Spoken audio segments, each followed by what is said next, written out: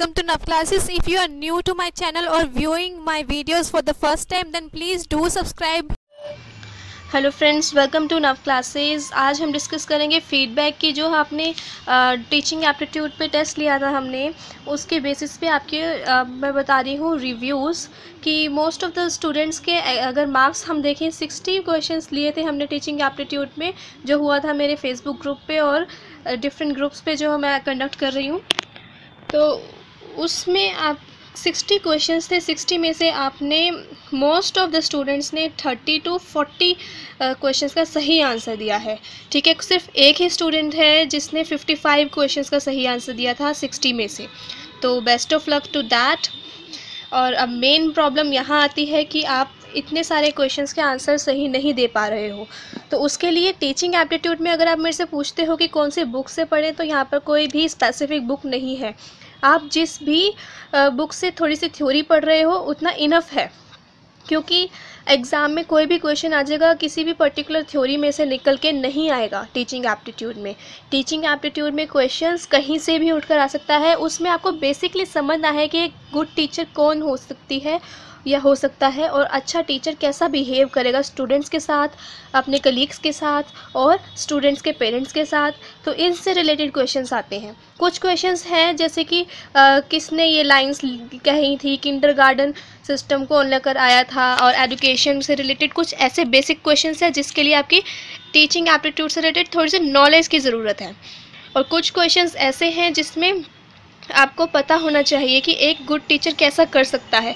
उसके लिए आपको मैं यही रिकमेंड करूँगी कि आप जितने भी क्वेश्चंस हो सकते हैं, मल्टीपल चॉइस क्वेश्चंस हो या कहीं से भी आपको क्वेश्चंस मिले टीचिंग एप्टीट्यूड से रिलेटेड, आप वो सॉल्व करते रहिए, क्योंकि ये क्वेश्चन कहीं से भी उठ के आ सकता है। इसमें ऐसा नहीं है कि एक पर्टिकुलर बुक में से आपने थ्योरी पढ़ ली, आप कहोगे इस थ्योरी में से आना चाहिए। This is not possible. ये आपका कॉमन सेंस का पेपर है। ठीक है, टीचिंग एप्टीट्यूड जो टॉपिक है ये कॉमन सेंस से रिलेटेड है कि क्या एक स्टूडेंट सही समझता है एक पर्टिकुलर चीज़ को या नहीं। अगर नहीं समझ पा रहा है तो वहाँ पर मार्क्स डिडक्ट होंगे। आप जितना मर्जी प्रीवियस ईयर के क्वेश्चन उठा के देख लो, वो किसी पर्टिकुलर थ्योरी में से नहीं आए हैं टीचिंग एप्टीट्यूड से रिलेटेड।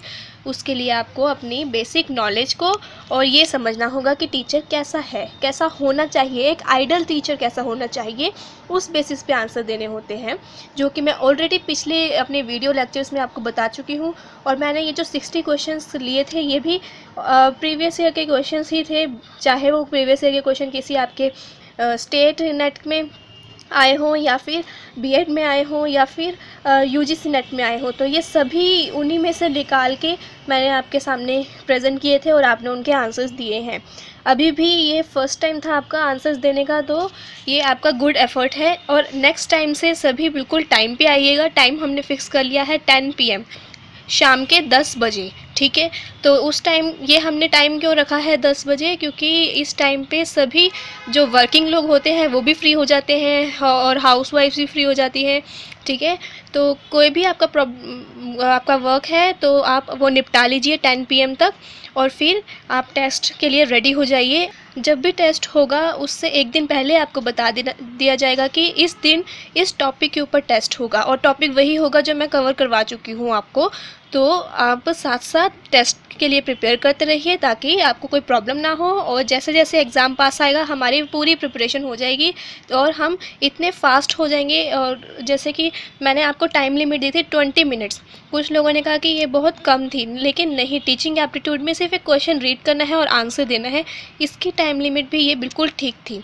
अगर बिगनर हो तो येस थोड़ा सा टाइम लगेगा। अगर हम जैसे टाइम लिमिट को फिक्स करके उसी टाइम के अंदर अंदर आंसर्स देने की कोशिश कर रहे हैं तो वो बहुत अच्छा है, और इसी के अकॉर्डिंग आप आगे बढ़िए। तो आपकी जो टाइम को हैंडल करने का होता है ना, वो अच्छा इम्प्रूव हो जाएगा, जिससे कि आप एग्ज़ाम में टाइम बचा पाओगे। और इसकी बजाय टीचिंग एप्टीट्यूड, रिसर्च एप्टीट्यूड में टाइम डिवोट करने की बजाय आप अपने डाटा इंटरप्रिटेशन में टाइम डिवोट करो। और जो क्वेश्चंस हैं सिलॉक्स के, DI के, इन ये जो सॉल्व करने वाले क्वेश्चंस हैं, यहाँ पे आपको टाइम ज़्यादा मिल जाएगा अगर आपने इन थ्योरी वाले क्वेश्चंस में टाइम अपना बचा लिया तो आई गेस ये फीडबैक वाला लेक्चर बहुत ज़रूरी था, इसलिए होपफुली आप सबको समझ में आई होगी बात की टीचिंग एप्टीट्यूड के लिए प्रिपेयर कहाँ से करना है। आप सब कहते हो मैंने इस बुक से पढ़ा था, उस बुक से पढ़ा था, तो ऐसा नहीं होता है। टीचिंग एप्टीट्यूड के लिए आपको कोई बुक प्रेफर करने की ज़रूरत ही नहीं है टीचिंग वाले टॉपिक के लिए, क्योंकि ये एक जगह से फिक्स होके क्वेश्चन नहीं आता। इसमें कोई रूल नहीं बनाए हुए कि इसी रूल को फॉलो करेगी टीचर, इसी को फॉलो करेगी, नहीं। इसमें क्वेश्चंस बेस्ड होते हैं आपकी आइडियोलॉजी के बेसिस पे कि टीचर कैसा है, उसको कैसे डील करना है सबके साथ। तो ऐसे क्वेश्चन यहाँ से बन के आते हैं, ठीक है। एट द एंड मेरी टिप यही है टीचिंग एप्टीट्यूड के लिए कि आप जितने हो सकते हैं उतने क्वेश्चन सॉल्व करो, और आपको पता चल जाएगा कि इस क्वेश्चन का आंसर इस तरीके से आ रहा है, तो आपको एग्ज़ाम में सेम क्वेश्चन भी उठ के आ जाते हैं। यहाँ से प्रीवियस ईयर से भी सेम क्वेश्चन उठ के आ जाते हैं टीचिंग के, तो जितने क्वेश्चन हो सकते हैं उतने सॉल्व करो। ये क्वेश्चंस कहाँ से मिलेंगे अब आप कहोगे, तो आपको ये क्वेश्चंस मिलेंगे ऑनलाइन ही मिल जाएंगे, नेट पे सर्च करो। बल्कि बीएड वालों का और आपके क्वेश्चन सेम होते हैं, ठीक है। यूपी टेट ये सब जो नेट सेट सब बने हुए हैं, इन सब के क्वेश्चंस उठाओ जितने मिल सकते हैं। मैंने आपको प्रोवाइड किए हैं, अभी 60 क्वेश्चंस का टेस्ट लिया था, उससे पहले मैंने आपको 25 क्वेश्चंस प्रोवाइड किए थे मल्टीपल चॉइस क्वेश्चंस के।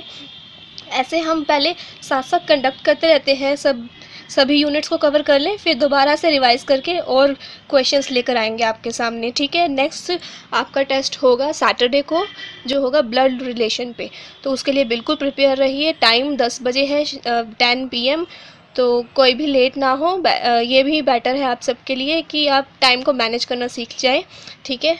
मुझे फेसबुक पेज पे ज्वाइन कर सकते हैं, टेस्ट मैं वहीं पर लूँगी। आपको सबको रिप्लाई करना है अपना आंसर आप एक बार सभी क्वेश्चंस का लिख लो। अब आंसर सेंड करने के आपके पास 2 तरीके हैं। आप एक नोटबुक पे अपने आंसर्स लिखो, उसकी फ़ोटो क्लिक करके मुझे सेंड कर दो, नहीं तो आप वहीं पर रिप्लाई बॉक्स में टाइप करके मुझे आंसर दे सकते हो, ठीक है। तो हम देखेंगे कि किसने कितना एफर्ट लगाया और कितना आगे निकले हैं आप। Thank you.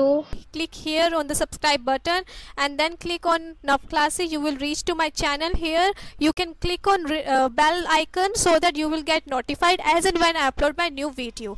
Now please do uploaded videos, you can click here on videos, so you will get all videos here. If you click on playlist, you will get respective video you are searching for as per your interest.